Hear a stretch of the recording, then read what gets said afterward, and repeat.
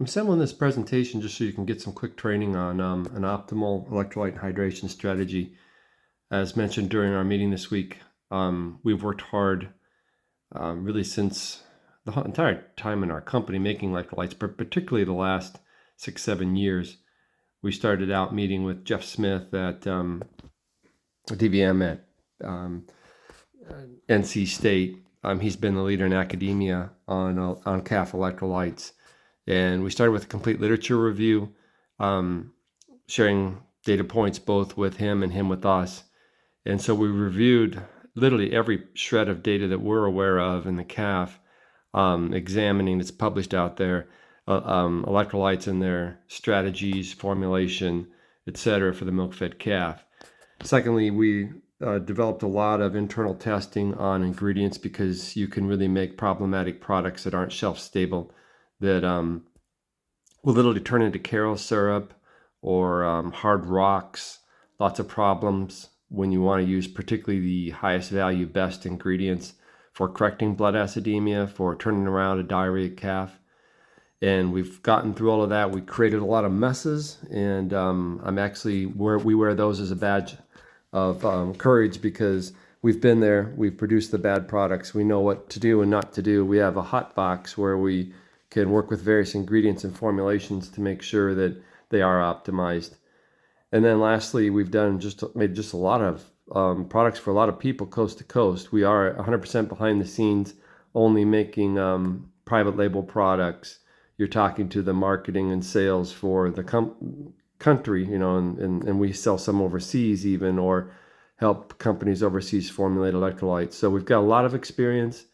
We are calf experts. We work across the milk replacer industry, providing private label supplements like these, in addition to milk replacers, companies, premixes, and ingredients. So I wanted to first just say who we are and what we do, particularly for you, Patrick, since we're just getting introduced to each other.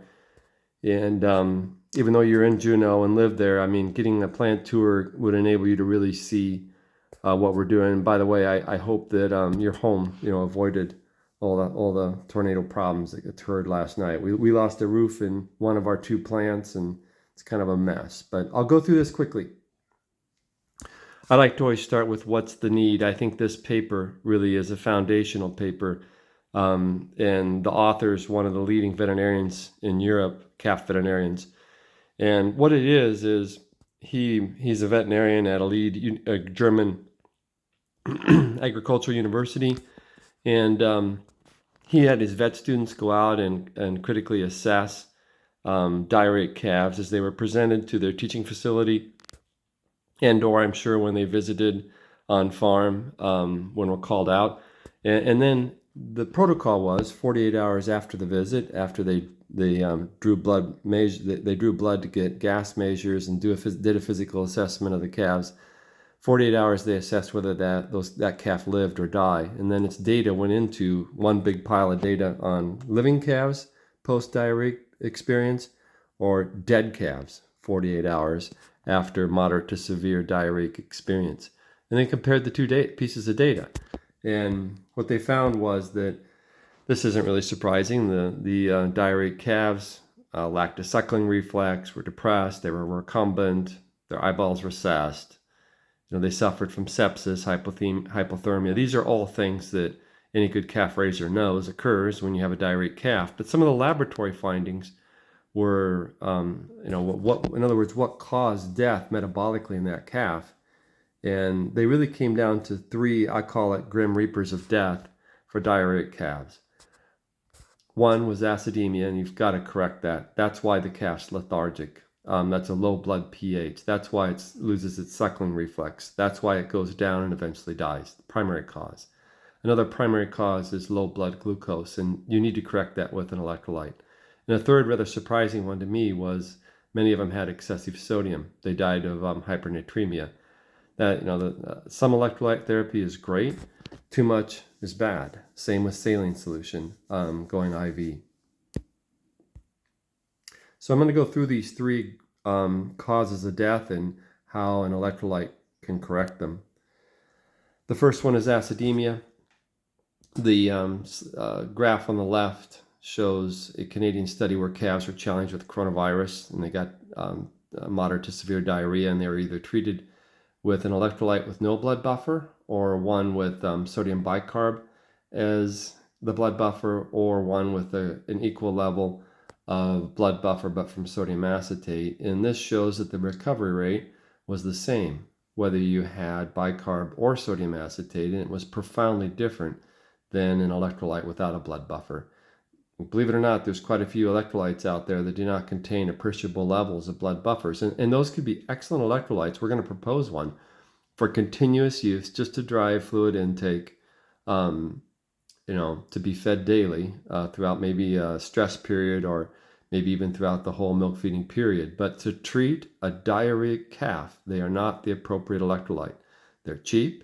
That's a good thing if you're going to continuously feed them, but they are not effective for treating a diarrheic calf. You need a specialized product like Calf Octane.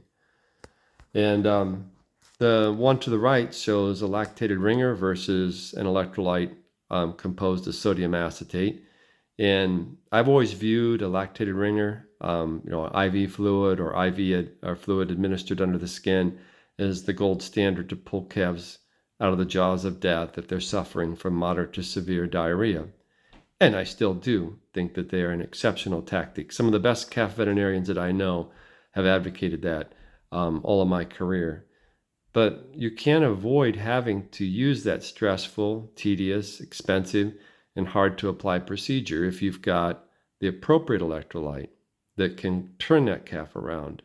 And this study proves that a sodium acetate containing properly formulated electrolyte does a better job correcting blood acidemia and does a better job raising blood glucose than a ringer. And so, in fact, if you get it in on time, and if you maybe got a little ahead of the curve and did it at, when you've hit maybe the moderate period of diarrhea, not severe, you could avoid a lactated ringer altogether. Interestingly, too, when they measured replenishing plasma fluids, they found that although the ringer was better at doing that, the high-quality sodium acetate containing electrolyte wasn't too far behind. So which blood buffer to use? I'm going to start out, this is an important slide that Dr. Smith allowed me to use in our presentation. There's an important, just natural barrier in the calf. It's called the gastric bactericidal barrier, and that's the fact that the abomasum is relatively low in pH. At pH 5.5 or below, you can prevent proliferation of pathogenic bacteria like Salmonella and E. coli.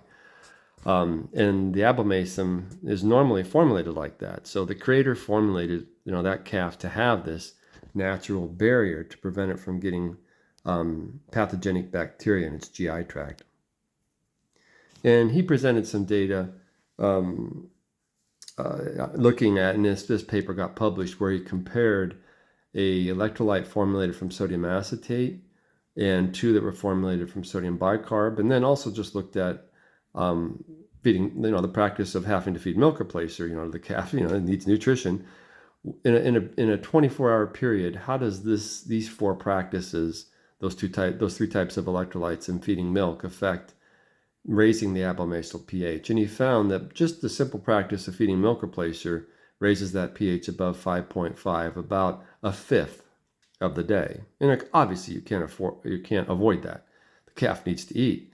But a sodium bicarb-based electrolyte raised it anywhere from 35 to almost 44% of the day above pH 5.5. So you're essentially causing the natural line of defense, the normal barrier of allowing a pathogen in there. You're leaving the door open for a much longer period of time for them to, get a manure meal in their environment, ingest it, and then infect their GI tract when they do that, when you fed a sodium bicarbonate-based electrolyte and raise that pH above 5.5. The sodium acetate containing electrolyte also raises it, but for a much briefer period of time. In fact, less than 10% of the day. So I'm not saying this is a killer issue and that a bicarb-based electrolyte can't work. There's a lot of good ones that do work. They can turn a calf around, just like in the former study in the prior slide. But this is a drawback.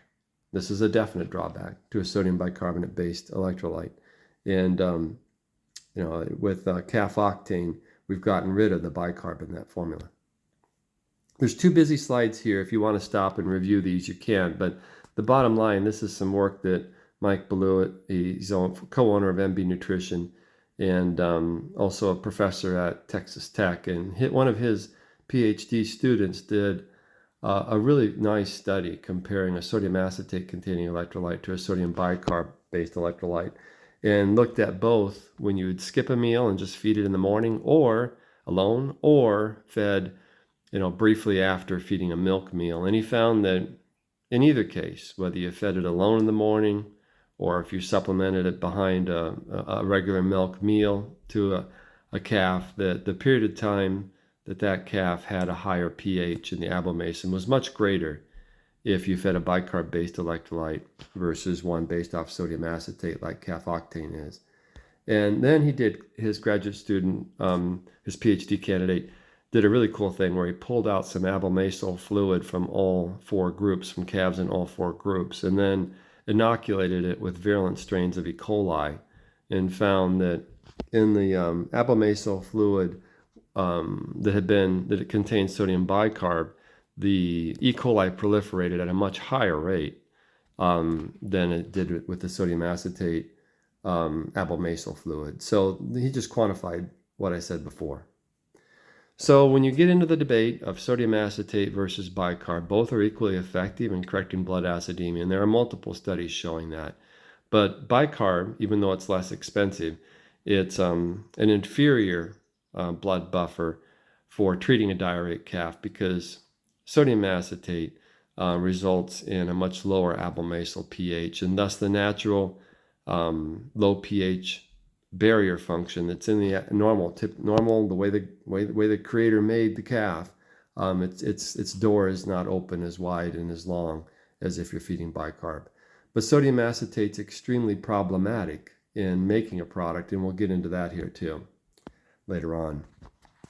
But we've got that one conquered. The second cause of death was increasing blood glucose. You really need to do that in a diarrheic calf. You can see that blood glucose was 4.4 milliosmoles per liter in the blood of the survivors and just 4 milliosmoles per liter in the non-survivors. And 188 of the 1,400 calves were very low in blood glucose. And that death rate in that subset was almost 50%. I always think of my father at the end of his life when he lived up here in Eau Claire, in my hometown, the last 5-6 years of his life. I'd visit him most days when I was home. At the nursing home, I'd visit him. And if he wasn't very alert mentally, if we got him some orange juice or a full-strength sugar Coke, something like that, it perked him up right away. And I think that's just demonstrable of what's going on in these calves if you can get them to consume some high glucose electrolytes, because it perks them up, gets them up, maybe gets them to eat a little bit more, gets them to drink more, and that's really important. Dextrose will raise blood glucose levels, but it also raises osmolarity. And osmolarity, this is an important concept to understand if you're going to sell electrolytes. Seawater is well over 2,000 milliosmoles per liter, and that's why you can't drink it, because if you're out in the ocean and you're dehydrated and all there is seawater around you, if you drank some, your body's going to pull water out of the bloodstream into the lumen of your gut in order to dilute that seawater down to 300 milliosmoles per liter or less, and then it can be absorbed. And in doing so, you could literally create dramatic dehydration that could kill. That's why seawater can kill. Now, milk and blood are very comparable in their osmolarity at around 300 milliosmoles per liter, and that means that milk and blood, the fluid in blood can flow back and forth across the gut barrier between the bloodstream and the GI tract. Thus, that's a perfect osmolarity. Electrolytes are anywhere from, they can be lower than 300 milliosmoles per liter, and that means they're absorbed right away. But if they are, they're also going to be extremely low in glucose, and you need glucose. So you need to strike that balance of somewhere between having an optimal osmolarity that's at or below milk and blood, and providing glucose, which is going to be something above that. Jeff Smith says be 500 milliosmoles per liter or less. The third grim reaper of death in Treff's study from Germany was sodium concerns and toxicity. You can see that it raised from roughly 135 milliosmoles per liter to 139.5, and that 114 of the 1,400 calves had sodium concentrations that he deemed too high. And that subset had a 44% mortality. So this is something to definitely be concerned with. A diarrheic calf, though, that's one of the key reasons you're feeding an electrolyte. It needs sodium. It needs it terribly. And the Merck manual really lays out why. Most sodium is in blood and the fluid around cells. It helps keep body fluids in a normal balance, and it plays a critical role in normal nerve and muscle functions. And the total amount of sodium affects the amount of fluid that's going to be in blood and around cells. So it's critical. And this is a busy slide, but I'll get down to the third bullet point. My former owner of Animix was a Polish immigrant who worked as a researcher, calf researcher, both in Poland and then for Milk Specialties here in the US. And he managed a veal feed division back when Milk Specialties had one. And so he was involved with formulation, and that's back when veal was a big deal, and when a lot of the veal nutritionists didn't understand sodium levels so much. Whey, of course, is a rich source of sodium. You can get carried away with bad sources of whey that have high sodium concentrations. And in veal, when we're feeding calves to gain at their maximum genetic potential, you're getting above 6, even 7 pounds of powder a day into those older calves. That's a pile of sodium. You can create hypernatremia, and it was rather common back in the 80s to do that in calves, and they'd get the scoots just like they had severe diarrhea, even though they weren't sick. They just had a nutritional scour that was caused by hypernatremia. And you can do that as well if you overfeed electrolytes, electrolytes that are rich in sodium. And electrolyte that is rich in sodium is really critical for a diarrheic calf. So how much sodium intake is normal? Well, whole milk, 6 quarts of it would have 3 grams of sodium. And whey is much richer in sodium than milk, and we make milk replacer out of whey, so it contains about a typical 3.5 pound a day of milk replacer is going to provide about what you'd feed in 6 quarts, provides about 6 grams of sodium. Water is not that dense in sodium. Even water that has run through a water softener is just incrementally or maybe exponentially more, but you're still going to get probably less than a gram of sodium from water. But a calf that, how much do they deplete? Well, NASEM 2021, that sets out the nutrient guidelines for all animals and does, there's a NASEM for the calf, reports about a 100-pound calf gaining 1.5 pounds a day needs about 6 grams of sodium daily. But there's a really nice study that examined diarrheic calves and healthy ones and measured their fecal output of sodium on a daily basis and found that a healthy calf excretes about a gram per day in its feces, while a sick one consumes or excretes about 2.3 grams a day. So it's more than twice as much sodium. So you got a lot of sodium losses in a diarrheic calf, and that's why it has to be replaced. But this is a really busy slide, but it just shows that if you have a properly formulated electrolyte that's for a treatment type electrolyte, you're going to provide about 11 grams a day between the two feedings. And so, but an electrolyte that's designed for daily feeding rates is going to have much less at about 2 grams per day and won't be toxic. So you need to just have the appropriate electrolyte for the situation. And Calf Octane is designed for treating calves. It has appropriate levels of sodium to replace those that are lost from a diarrheic calf, but it has way too much sodium to be fed continuously every day.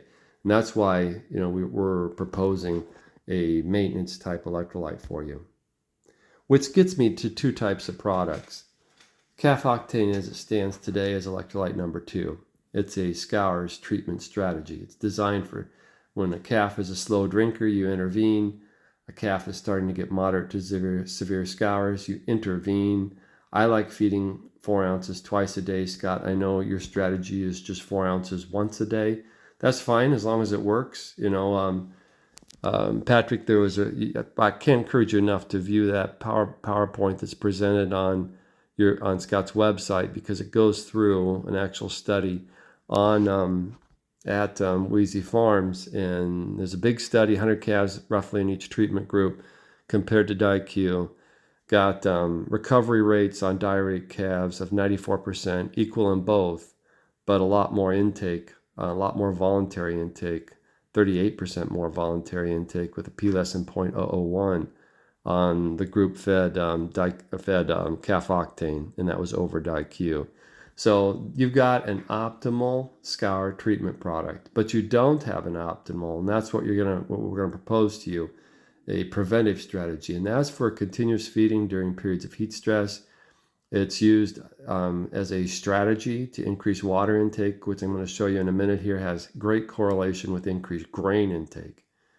And if you do these two things, if you maybe even, head diarrhea off at the pass with a preventative type electrolytes, or have that calf go into its scour event fully hydrated, then you're going to minimize your losses associated with moderate to severe scours. You're going to minimize your need for Calf Octane / treatment type electrolyte. You're still going to need some, and then that kind of product, if used appropriately, can minimize how much ringers you need. I'm still a big fan of using ringers, but it's best to try to have water and electrolyte strategies that avoid their need. Both of these products are going to provide excellent voluntary intake. This one looks at the preventative electrolyte strategy. We paid a veal grower, one of the last few left standing at Steve Denny, just down the road from you guys, and had him feed a blind electrolyte. He didn't know what it was, but just one that was 25 grams and 2 quarts of electrolyte solution. And he compared that to feeding plain water. We just paid for access to his barn. Every other calf in the barn got one or the other, plain water or this electrolyte. It's going to be like what we're going to propose to you. And then he came back an hour later. This was his midday feeding of fluids. He would feed milk replacer at like 6 a.m., something like that. Then come in and feed plain water, typically, midday.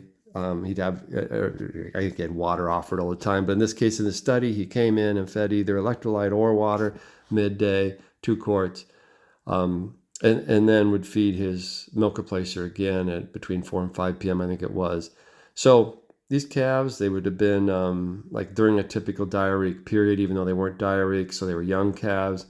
And after he had fed the milk or electrolyte, he came back an hour later and reported whether each individual calf consumed it all, 3/4, half, a quarter, or none. And then, of course, I have a number where I could do some statistics. I can attach 1 through 5 to that.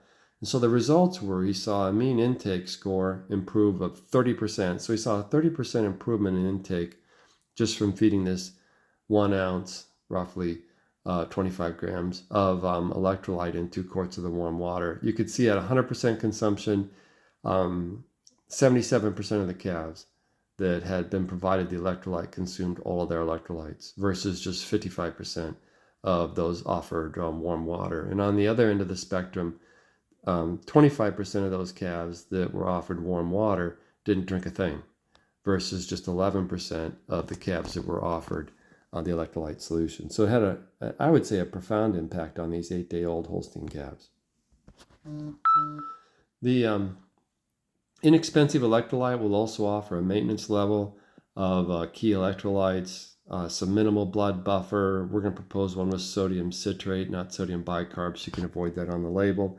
A minor boost of glucose to help perk up the calves. I would include a bit of glycine because it's been hypothesized to assist with uptake of glucose and sodium. I would propose one with, we will propose one with B vitamins, because B vitamins have shown also to increase fluid intake and feed intake, but it's not very expensive, but obviously it's just an option to consider. It will be highly water dispersible and free-flowing powder that it will promote fluid intake, replace some lost electrolytes, and provide a base load of glucose and blood buffers. Water is obviously really important, not only during heat stress, but also in developing the rumen. and proper use of electrolytes can enable you to enhance fluid intake. It can literally be something where it'll be the first chance for you to sell water. Believe me, I mean, that sounds absurd, but if we can get more water intake, it could be the least expensive way to get more grain intake, and the least expensive way to get better gains is to get better grain intake. And so this is a tool that can help you with calf production by literally selling someone on how to get more water intake. So you're selling water. This is a busy slide, but the bottom line is it's the best study, I think, last year at ADSA of the 177 calf papers, abstracts reported at dairy science meetings last year. And it was conducted at our research partner that we use in Ontario Mapleview Agra.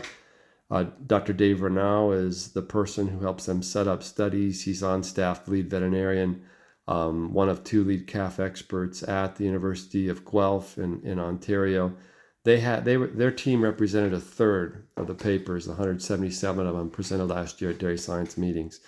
So they crunched all this data with some people at the University of Vermont, Zal Costa as well, and they looked at, because Mapleview tracks individual water intake and of course weighs weekly group feed intake, so they know by week what calves are consuming in feed intake, starter grain intake, they can draw a correlation between water intake and grain intake. And they found that in 12 weeks on average, calves consume 364 liters of water on average. Each individual calf did. Well, if they consumed 1 more liter, in other words, 365 instead of 364 over that 12-week period, they saw almost a half pound of extra grain intake. So assume maybe we bounced voluntary water intake from 364 to 374 liters. That's 10 extra liters. That would be an extra 5 pounds of grain. 5 pounds of grain is easily going to give you an extra boost in average daily gain. And what was interesting, well, here this shows the picture of it. It shows their facility. They've got these meters. They offer water to each individual calf, both in cups and in nipple format. So whichever one the calf prefers, they can drink that way. They have very nice grain. Every time I've been there, it's always looked good. They just chug out a lot of research, publish a lot of it, and they actually are doing a lot of research for a lot of companies here in the US and in Canada. But what was interesting is they tracked it by week, and each of those 12 weeks, they saw this correlation. In other words, if they saw more water intake week 2, that meant more grain intake. They caught a p-value, meaning they saw this correlation of improved grain intake if they saw improved water intake for each and every of the 12 weeks. So it wasn't just during rumen development, say in the first 4 or 5 weeks, and it wasn't just that transition, that occurred week 8, 9, and 10. No, it happened throughout the 12 weeks that they monitored. So if we can get better water intake, we're going to get better grain intake throughout the first 12 weeks of the calf's life. I also am a big fan of Jim Quigley's Calf Notes online, one of the best calf resources of unbiased calf research reviews. And in this one, he just reviewed some old but good data that put calves in chambers and then exposed them to heat. And then they had an exhaustive method that can measure individual calf respiration rates and sweating rates.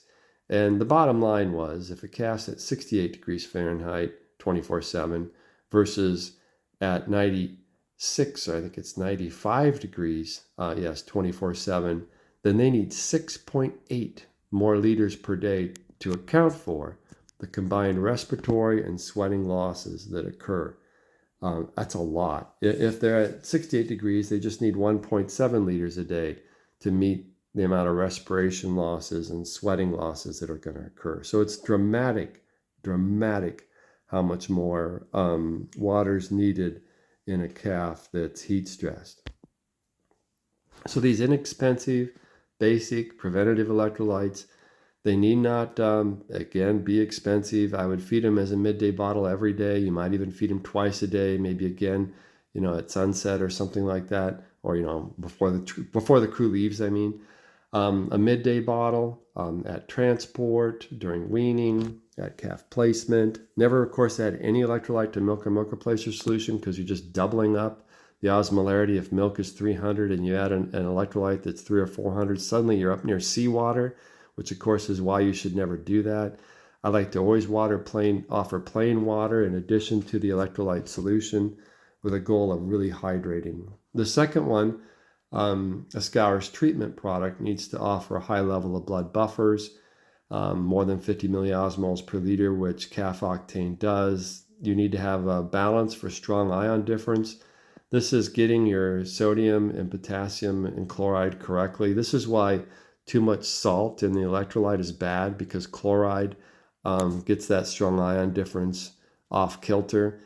And so you can make cheap electrolytes that meet sodium requirements, but then really foil the calf with this bad strong ion difference, which is proven to correct blood acidemia as well as the blood buffer. You need to have adequate glucose to raise blood glucose levels. Needs to be modestly hypertonic, less than 500 milliosmoles per liter. Enough glucose to do the job, but not excessive amounts that raise osmolarity too high. And then add some glycine to help with glucose and sodium uptake. Calf Octane checks all these boxes. Use it at 4 ounces in 2 liters. Offer when calves have moderate to severe scours. Feed it once or twice a day, preferably an hour or more after a milk meal. Don't put it in the milk replacer. Feed it like this for 2 to 3 days and then get it out, because this type of electrolyte needs to be rich in sodium. It needs to replace the sodium losses that are occurring in a massive way in a diarrheic calf. But if continuously fed, even after the calf has resolved its diarrhea, or even if continuously fed, even if the calf is continuing to have diarrhea, you can create hypernatremia. And we went over the losses associated with that. Now, we've also had research done both at Mapleview Agra, and we paid for ourselves at Steve's place, where we saw these same big profound differences with our flavor sweetener package, with the dextrose we put in the product, and with just the good fresh ingredients that we use and proper formulations. We see big bounces. You can see that in sick calves, it's almost twice the voluntary, or in some cases more than twice, the voluntary intake of these electrolytes, these 4 ounce and 2 quarts of properly formulated electrolytes versus offering plain water. So you're really minimizing the need for having to use a tube. It's good to tube these calves if the crew can do it properly and not contaminate the calf with filthy equipment or run it in the lung and kill the calf. If you can do it right, I like the practice of tubing unconsumed electrolyte solution, but nobody likes to do it, and it is dangerous for the calf. And we proved that, right there on Scott's farm, on Wheezy Farms, that in a big, massive 200 calf study, half on DiQ and half on Calf Octane, that we had a 38% improvement in voluntary intake compared to DiQ. And that's that difference right here. You can stop and look at the raw data. Now, this is what happens if you don't know what you're doing when you make a high sodium acetate containing electrolyte like Calf Octane. It starts out as that nice white powder in the middle, but if you improperly formulate it, use the wrong glucose sources, use the wrong formula, make it in the wrong environment, add some co-ingredients that are improper. There's just a ton of secrets we've learned through the course of making bad products. We made the one on the right. That was in a hot climate. There's still a mess on a warehouse floor from that rotten product that just had this chemical reaction with heat and glucose and sodium acetate and some other co-ingredients. It starts out with the product on the left where you get that browning and clumping. But you can rest assured, because we've done all the tests with our hot box where we keep it at 100 degrees Fahrenheit 24/7, and we see whether your formula is going to create that kind of a mess. We know what to do and not to do. And we wear those mistakes as a badge of courage, you could say, or just proof that we know what we're doing, because we've been there. And we have not created the last few years when we learned what we can and can't do, but it is not easy, and most people can't do it. So in conclusion, we suggest a 2 electrolyte strategy, one designed as a preventative, inexpensive, and effective electrolyte that drives fluid intake because of the flavors and sweeteners at the appropriate levels, research levels, and research sources that we use and we will propose to you. It has a basal level of glucose, blood buffers, and electrolytes, but not too much, so that even if you fed it twice a day at 1 ounce and 2 quarts of warm water or cold water in the summer, whichever you choose, but it should be warm water in the winter, calves prefer warm. But anyway, that it be fed on a daily basis and it won't cause hypernatremia. It's going to be inexpensive and it's going to be effective for that application. And a second one that is 4 ounces, that has adequate levels of glucose, adequate levels of the appropriate and best blood buffer, sodium acetate, and with a strong ion difference balance, it's going to correct blood acidemia. It's going to raise blood glucose levels. It's going to replace lost electrolytes, formulated properly so that strong ion difference is correct. These are 2 different lanes and 2 different types of electrolyte strategies, and you really need to respect that there are 2 different types of electrolytes, and one electrolyte can't fit possibly in the other one's lane. So they need to be palatable, they need to be shelf stable, you can't create problematic products, and they need to be cost effective, and that's what we can do. So I appreciate you listening to this.